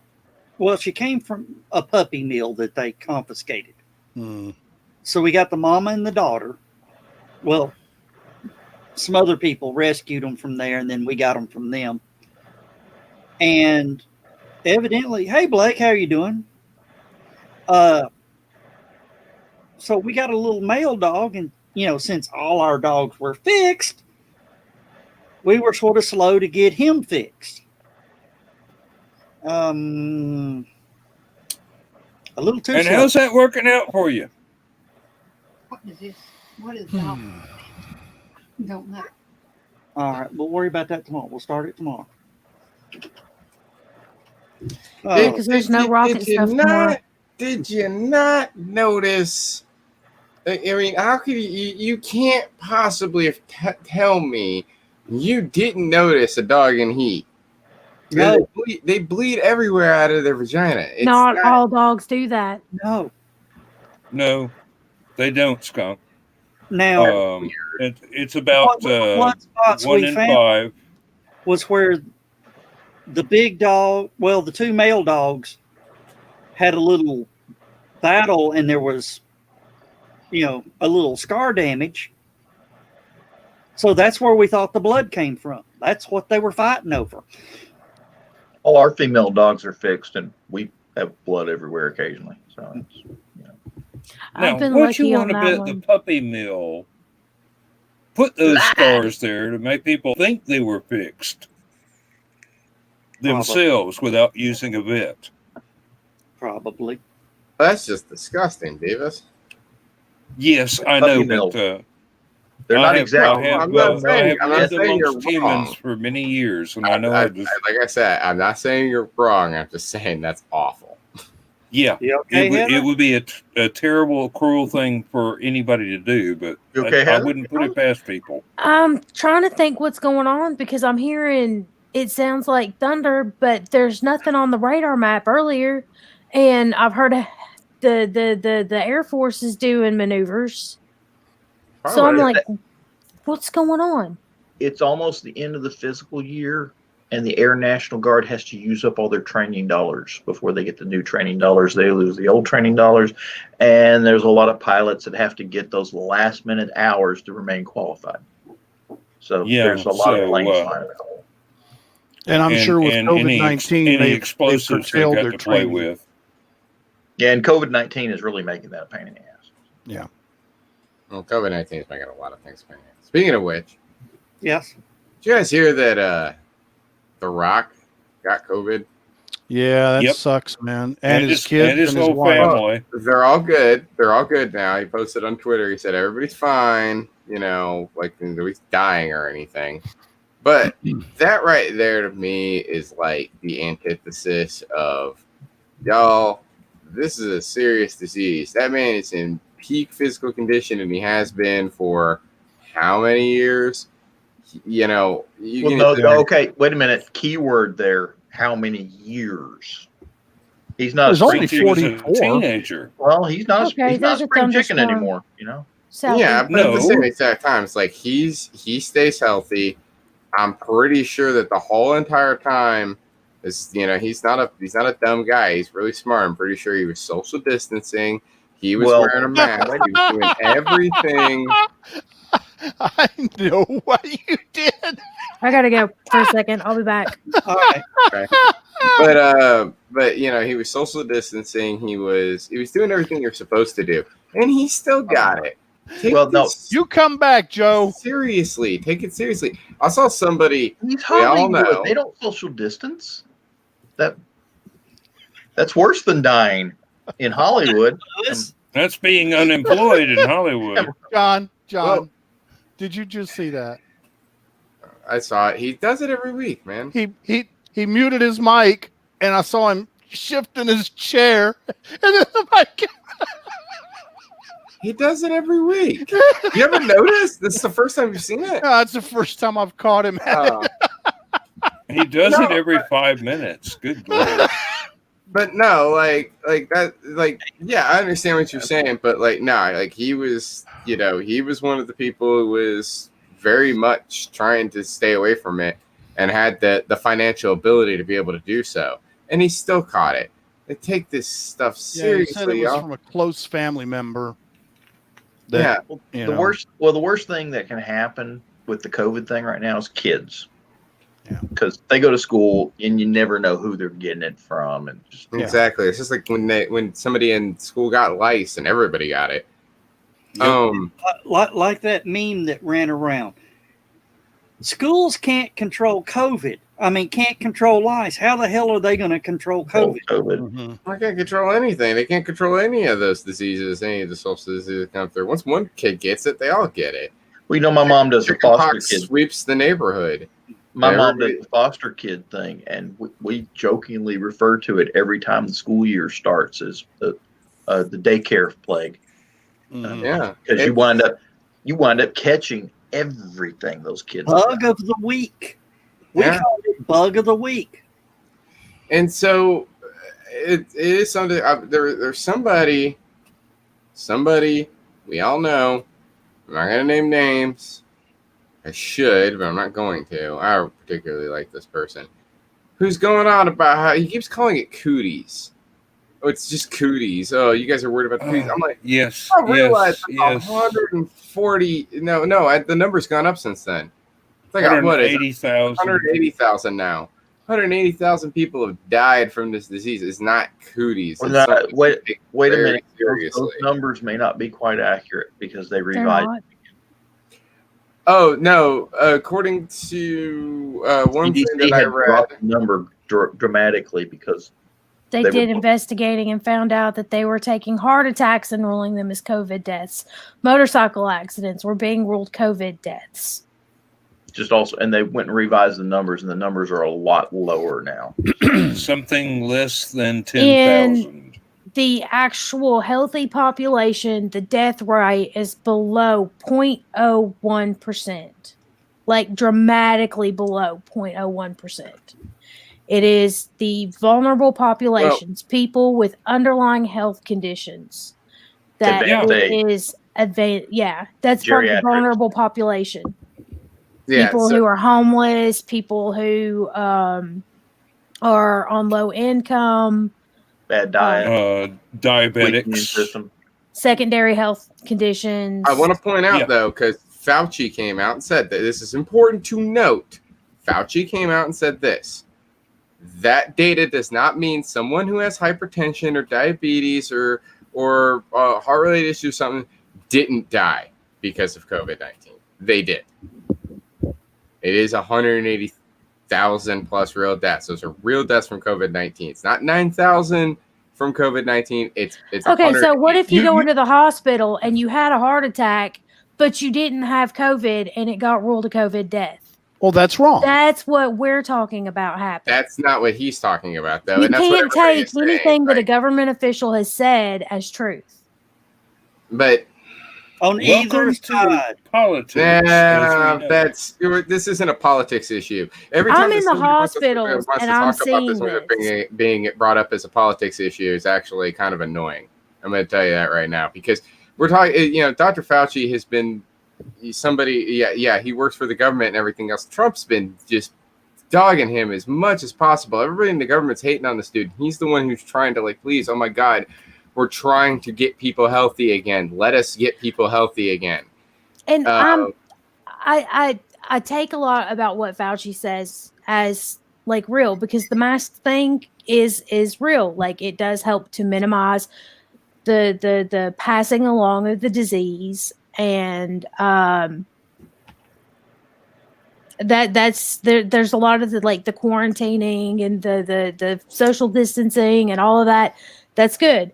But when you walk into a hospital and somebody comes into the ER that just had something happen to them and they're COVID negative and they're like, well, it's sad because that's about to be another number. Well, there are people. Well, then Okay, there are those people that make hospital officials mistakes. that are cooking the books need Yeah. to be gone. Exactly. But here's the thing. The tweets that were being put out there, the information was being put out there on tweets by President Trump that was sitting here saying like only 9,000 people have died from COVID-19 because all these other people died of pneumonia, cardiac arrest, and other complications. Those other complications were caused by the virus. That's why they're on there. You know, it's like the old joke.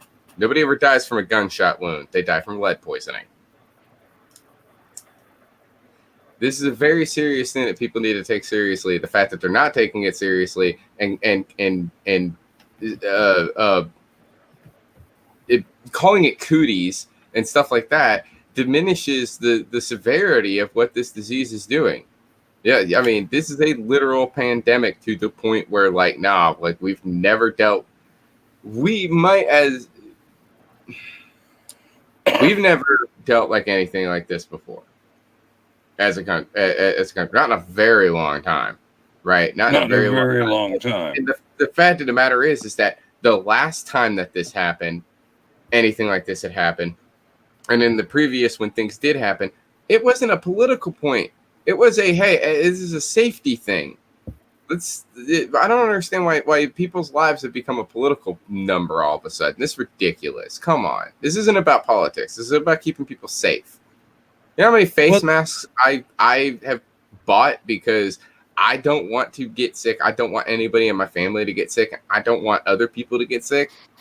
Like because if I accidentally leave without my mask, the first thing I do is stop at a store and buy a mask. That's what I've been doing. It's and it's only happened a few times, but I bought, I'd probably say $20-$30 worth of masks.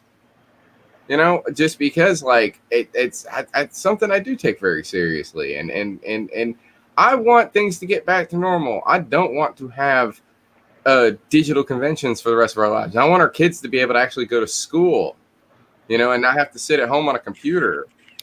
I mean, sitting at home on a computer is cool and all. It's what we're doing right now, but there's a social element to going to school. I feel attacked right now. I hated not going to school. I wanted to go to school and hang out with my friends and learn in a classroom, and it was a nice social experience that everybody should have. You know, it's what public school is awesome, and homeschool. I want to tell you, there is a casualty in education because of COVID-19. How many parents know how to do Common Core? None. How many are willing to do something that stupid? Why? Because Common Core takes too long. All right, that's a whole nother bag of worms I don't even want to get into. But do you know what the biggest victim in education of COVID-19 is now? Cheerleaders. Well, it ain't administrators, because that's the ones that need to go. Snow days. Oh, Joe, you went there. You actually went there. Yes, I went there. They found out they can still teach the kids. Yep. But, and you know what? If it snows, all they got to do is say online learning today. Yeah. And you know what? You're absolutely with all right. the online classes. I'm having trouble with my internet connection. I don't know what's up. Hold up. Did you see all that picture you need of the... is a still photograph of you looking interested in what the teacher has to say, and put that up, and you are good to go for the entire Zoom meeting. Everybody's going to figure out stuff like that and stuff, you know, but the kids especially are going to figure out today's kids, they're more computer experienced than even we are, and we grew up with the early days of the damn things. I do want to point out one thing though. Right? What Joe Doc just said. Oh, there's no more snow days. Oh, boo-hoo. Right? But you get a longer summer vacation. And I think that is a plus in the column for online learning. What makes you think they're going to give kids a summer vacation if they can be in class online? Because the teachers are going to bitch about it too. Be in class online 365 days a year. No, think about this for a minute. If they're home, there's no reason to give them a summer vacation. The teacher's going to go, hey, we signed up for this because we're supposed to get a summer vacation. We're only supposed to work this many days a year. That's how many days that you're paying me. You want me to work any more than that? Teachers union will fight for that one. I'm telling you, there's going to be longer recorded lessons. the damn teachers unions got them to where we're starting school in August, and we go 3 weeks, and then they get half a week off. Well, that's Yeah. All break. That's Hamilton County. I remember I that's used everywhere. to hate to see the Jerry Lewis telethon because I knew when the telethon was off, school started. Hell yeah. We never ever went to school before Labor Day, and now it's like hotter than hell. August, and the kids are in school. And when you went shopping for the kids' clothes, what did you buy them? You bought Shorts them and sweaters t-shirts. and long pants and coats and Winter stuff. Every school year, new coat. Yeah. yeah. Oh, Not in my family. maybe Oh, for no. you swanky people. Yeah. And in my family, it was like, you already got clothes. You don't need new clothes. You guys Oh, new no. clothes. You got new No, clothes. wait a minute. Our I kids was- got new clothes every school year. I was the oldest kid. Have some pencils. So every and year, a pack I of got a paper. new coat. Okay. Mm. And then I my mean- brother got my old coat. I would usually say something to my mom about needing like these school supplies, and I'd bring home a thing, and to be like those school supplies, and that'd be it. You know when I got new clothes? Christmas. Yeah, That sucks. That's when you my got new mother clothes. is still buying me socks and underwear that fit me as a teenager and not me as a 60-year-old man. I haven't. No, that's the thing. Once I became You're an a adult, 60-year-old man and still have your mom. Shut up. anybody else? Hey, anybody else yeah, is- well, Besides which, hey, you look cute in the SpongeBob SquarePants underwear. Okay. I want to ask this. I want to ask this. oh, the anybody else- Scooby-Doo, thank you. Anybody else have this Mom, happen? Mom knows what I like. Well, anybody have this happen? When you became an adult, right? Your Christmas and birthday presents from your family changed like almost instantly overnight. You know, no longer were you getting because when I was a kid, of course, you know, it'd be like every few years, I'd get a new video game, or I'd get a new game console, or I'd get a bicycle or something like something cool, something awesome, something expensive, right? When I became adult, my mom would just give me money. She's like, here, it's so you can pay your bills. I still don't get money. Well, no, I just recently started getting gift cards from my mom. Well, I had a To make sure you bought what you needed and not the junk. Because I'm poor. I've multiple times since I became an adult got a Bender family Christmas, if you know what I mean by that. Yeah. Smoke Yeah. them if you got them. Exactly. A carton of cigarettes and a 12-pack. That's No, happened more than once. I have been really lucky since I was a small child. My family has learned just playing books. He won't give a damn about anything else. I have a complete set of Tom Swift Jr. back here behind the flag. I mean, that's an accomplishment at my age. That I used to I've been have able the to track those buggers down and replace what got stolen in a couple of burglaries. I used to have the Doc Savage books, Oh, yes. and the Star Trek novels, the ones Yeah, they the made the James Blish. the ones they made the cartoons out of. Oh, that was the Star Just gave me an Trek idea. log series. So, yes, I can't remember what it's called. That just gave me an idea. I just put a thought in my head. Thank you, Daniel. I just put a thought in my head. I have a topic for discussion. Well, I got a question for you before you get on that, because this is in your alley, Skunk. Uh-oh, I didn't do it. Silent Back alley. Silent Night, Bloody Night. What do you think?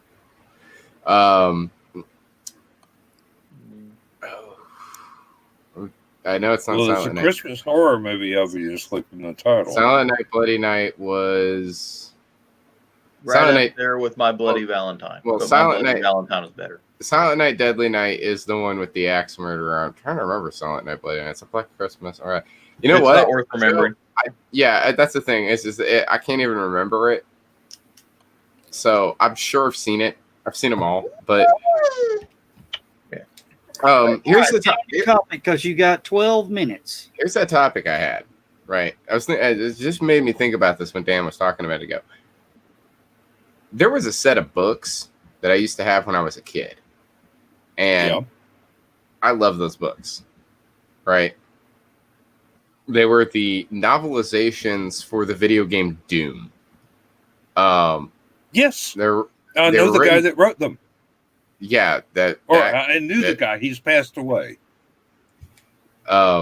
which I didn't know that guy personally, Dan, but you could tell a lot about somebody by the things they write about.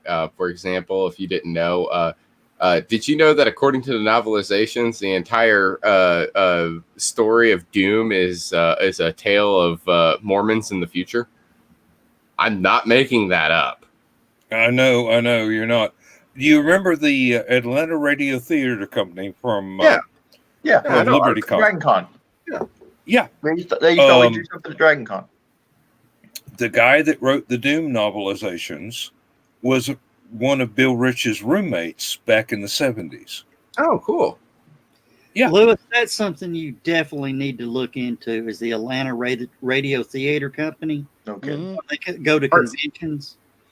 They do radio old style radio broadcast Yeah. with the sound Radio effects show, yeah. and everything. Like H.G. Wells used to do. They do it live too. It's just pretty cool. Yeah. Yeah. Orson Welles. Oh, sorry. So, what the thing is that I had these books when I was a kid, and then, of course, money troubles and stuff like that. I sold them to McKay's, and there was one time. Oh, and now you can't find replacements? No, we were at the Knox. We were at the Knoxville McKay's, and not only did I find the reprints with the new covers, I found the originals. I was like, no, I'm buying the originals. I want the first editions because that's what I had All when I was three, a kid. yeah.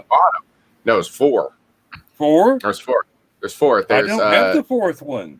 Knee Deep in the Dead, Hell on Earth, Phobos Anomaly, or I think no, it's not Phobos Anomaly. Infernal Sky. That's what it was called. Infernal Sky. And then the last one's called Endgame. The 4th one is really weird, by the way, because the 4th one gets into some really weird stuff. It's the most bizarre out of all of them. It's really great because at that point they were just making stuff up. Technically, by part 3 they were making stuff up because there was at the time period there was only 2 Doom games. But yeah, really, really good stuff. Really fun books to read. Now, here's my topic of discussion. What book or book series did you have to get rid of or lost that it took you forever to track down another copy? I'll tell you one that I cannot track down to this day because it's just anybody that has them hanging on to them. You should go to the library and check out the C.B. Colby books. I remember those. Y'all remember those? I'm not familiar, no. Oh, I am really that old, huh? What books did they write? He wrote a bunch of books about basically the military. It was like trying to explain the military to everybody. And he had a whole series of them, people. He did things about like Air National Guard and rocketry and NASA and just Fiction or nonfiction? Was it like Tom Clancy stuff or? no. It was all like an encyclopedia type thing. Gotcha. Okay. But Wow. Okay. When we go on break, I'll ask the husband because he's actually awake right now.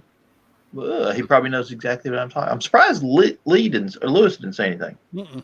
You don't remember him? Andy only reads nonfiction. I've gotten to that point only myself. fiction book that he's read is the one I made him, Oh, but and it was Hitchhiker's Guide. When I was growing up, my favorite books to read were the Encyclopedia Britannica. I've got a And set of those. yeah, I wish I did still. I mean, I would sit there and just pull a book at random and just thumb through and find something that interested me that day, and I Hurricane, would read it. I last did not year- read much Frederick. fiction at all. Hurricane Frederick destroyed our set. Hmm. Last year, we sold a set of, they were like encyclopedias, but it was all science Hmm. stuff, and it was in a blue cover. And each different volume was something different in science. Hmm. I have somebody on eBay that is selling CDs of PDFs of Encyclopedia Britannica Series 6 and Series 9, which means they're old and public domain and it's legal for them to do. They're not up to date, but it's like $6 for the entire thing. Well, John, I'm gonna tell you what. I've got to run away right now. I'm going to let you close out the show. Oh, I got a whole set of are you these. going to be back for after show? Yeah, or- I'll be back for after show. I'm already set up over there now. It's ready to go. Okay. You may need to start after show for me. No, I will try to do that. So I'm gonna jump out of here real quick, and I may leave my. I'm going to kill my camera, but I'm going to drop off stream, and I'll be back in just a little bit. So be prepared to close out the show for us. Did you put the link up? Yes, he did. Yeah, it's in your. Oh, I in see your- it now. I see it now. All right, so I'm gonna let you take care of that, and I'll be back. Maybe I'll be back by the end of the show, but go ahead and be prepared to close the show for us. Yeah, but Devin too. Well, we've I got wanna thank 7 all y'all. minutes. I want to thank y'all, all of y'all. Thank all of y'all for being here, and I will catch y'all in the after show. All righty. Go do what But you you got to said- do. That was CB who? CB Colby. CB Colby. And you can get all of the Doc Savage pulp magazines on a CD from I think it's the same vendor on eBay. I think it's if I remember correctly, My Mom's Books. You can also get a complete set of Avenger, which was one of the other Oh, good series came out around the same time as Doc Savage from the Joseph Stalin. same publisher. These things are awesome, but they got loads of typos in them because they're just pan and scan, and that's it. Nobody bothered to edit any of it. Did you know? You can also Heather was find them talking about. on Black Mask and Project Gutenberg. Heather was just talking about Joseph Stalin. Did you know he was a very handsome young man? No, I kid you not. He Never like came he up had- in conversation. he would be a supermodel these days. I The kid you world not. might have been a better place if he had been then. Yeah. No, that's No, later that's an on. older picture. Like when I he was first just Joseph Stalin young. stamp. A small piece of paper carrying a design on one side and gummed on the other for easy attachment to letters, papers, or goods. Yeah, I think there's a weird juxtaposition to be brought up there, because if you do look at a young, early 20s picture of Stalin, he does look like a supermodel. Like he's got Hang on a that second. I'm gonna throw swept that back hair. Now watch me get Joe kicked off of Facebook. Throwing up pictures of Joseph Stalin. Well, But yeah, he's got Facebook. the, yeah. They probably he's got like the Joseph swept back Stalin. hair. He's That's really got Stalin, that- really? I mean, look at that. He's really got like a whole entire like beatnik thing going on. He's very Yeah, it's a You know, hipster. He shot looks there. like the guy that very Johnny that Depp. played Antifa. Yeah. You know, it's, the guy that played in the Queen biopic. the I Queen can't and remember his name. Omar or whatever his name. Rami Malek? I don't want to give Rami away the Malek. big one. Yes, indeed. Yeah, a little on the flip side of things, I do want to point out I did Google it out of curiosity because I've never thought about it before until somebody said something. But if you look up pictures of young Adolf Hitler, he always looks like he's about to crap his pants. Well, nerds you see this? do that to Every you. photo of him just makes him look like he's a total Yeah. sociopath. Yeah, I can see it. That can't be a coincidence. Well, mustard gas. Oh, sorry. I was trying to do that. There you there go. you go. World War One. Yeah. Oh, All yeah. kinds of spacey things. Yeah. Mustard gas will make you look like that. You know. See, the Look problem like is, that as a child Heather, too. the Encyclopedia Britannicas that I had were 1966, and we got the yearbooks for, I guess, 5 or 6 years after that. They would publish what new happened in that year that might change. That's what we sold, was a bunch of those. Oh, the The yearbooks. 20 years of yearbooks. Oh my God. Who can afford 20 years of yearbooks? Those things were expensive. I mean, the set of encyclopedias was like $1,000, but then the yearbooks were like $100 a year. It was crazy. They were 10 years old. He sold them all for like $20, $40 to this guy on Craigslist. Golly. He just wanted to get rid of them. Wow. Well, Like, we've got this entire set. They do I take don't up know a lot what of year room. it's from. now I also remember having a set of Funkin' Wagnalls, and those The we new got at Encyclopedia of Science. No. The Funkin' Wagnalls encyclopedias were offered at Winn-Dixie, and you would go in and you could get the A for free with a $10 purchase, and then every week they would have the next letter, the next book in the series, free if you bought $20 worth of groceries. I remember that. I'm going to. They did it at Red Foods. I'm going to post. well, Yeah. different grocery store chains did it around the country. We I'm had the, going- we had the Winn-Dixie where I- Colliers. I'm going to postpone what I want. All years. I'm going to postpone what I want to bring up because I realized that we only have 30 minutes. seconds. Yep. So I will wait. But I did find my old encyclopedia set that's actually available on eBay for $20 apparently. So By the way, we're still expecting that ROTC picture. Who? if I can ever find it, there's two of them. Him. There's two of them. I gotta Him, find both not of them. Matt. Yeah. Because I gotta, Okay. I gotta find the picture when I was a freshman, and I gotta find the picture when I was a sophomore. Lynetta right. asked in chat last week if I had pictures of Dad in his ROTC days. And I'm like, All right, No. that's it. Time's up. John, I'm you gotta done. I was about to say it See you myself. guys but I was Saturday. gonna- I've got to go do my real job. Okay. For those of you who are going to stay with us, tune in to the after show where we get to cuss and poot and stuff like that. All right. Good night, everybody. But Yeah. all no, right.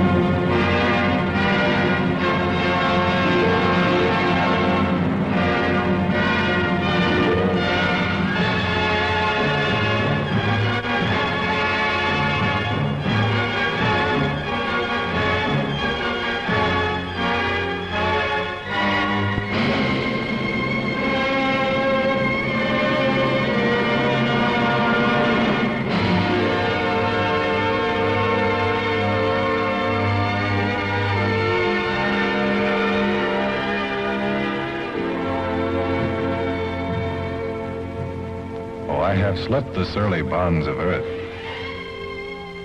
and danced the skies on laughter-silvered wings. Sunward I've climbed and joined the tumbling mirth of sun-split clouds and done 100 things you have not dreamed of. Wheeled and soared and swung high in the sunlit silence. Hovering there, I've chased the shouting wind along and flung my eager craft through footless halls of air. Up, up the long, delirious, burning blue, I've topped the windswept heights with easy grace, when never lark nor even eagle flew. And while with silent, lifting mind, I've trod the high, untrespassed sanctity of space, put out my hand and touched the face of God.